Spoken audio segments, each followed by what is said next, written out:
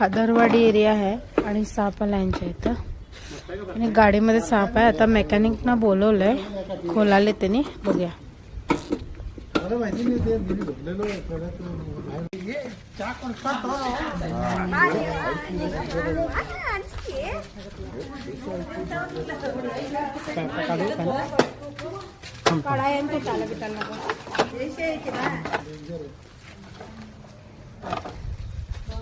कुठे गेले ते? आत गेले काय?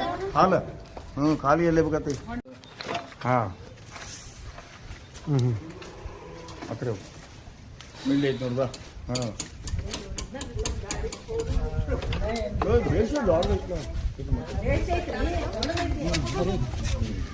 हे सापाचं खासियतच असं आहे बघा, गोल गोल फिरत आहे आणि शेपूट कट करून पळून देत आहे. हे सापाच्या खासियत आहे. हे बघा चावल आहे. थांबा जरा, तिकडे चला, इकडे या. हा वेरुळा म्हणतात, चेकड किलबॅट. बिनविषारी साप आहे, पूर्णपणे बिनविषारी साप आहे. काही धोका नाही, पण चावतोय फार. आणि देशातला सर्वात रागीट साप याला म्हणतात. नुसताच आवाला येतोय, आपल्या चमडीमधून किंवा गुदाशल्कमधून घाणेरडा वास सोडते. ही या सापाची खासियत आहे डिफेन्स करण्यासाठी. आता मगाशी पकडल्यानंतर कसा गोल गोल फिरला, म्हणजे गोल गोल फिरून आपली शेपूट पालीसारखा कट करून पळून देतोय.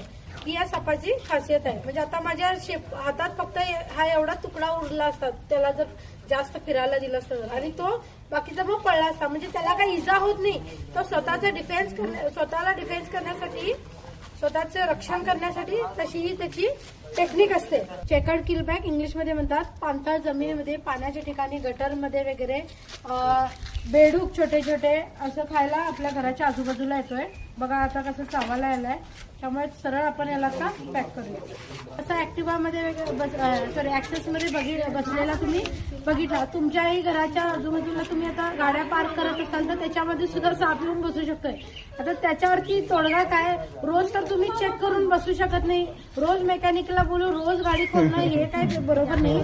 मग ते सगळं ऍडजस्ट करून, अंडरस्टँड करूनच आम्हाला चालायला पाहिजे. देशातलं सर्वात रागीट साप म्हटलं मी, बघा कसा बरोबर फिरायलाय.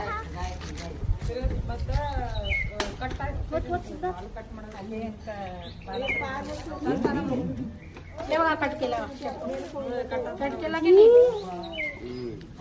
सापाचं खासियत आहे या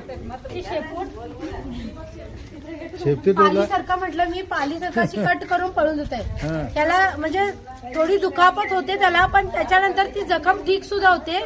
हे डिफेन्स करण्यासाठी साप असं करतोय. या जातीतल्या साप खास करून अशी हरकत करतोय. आता पकडल्या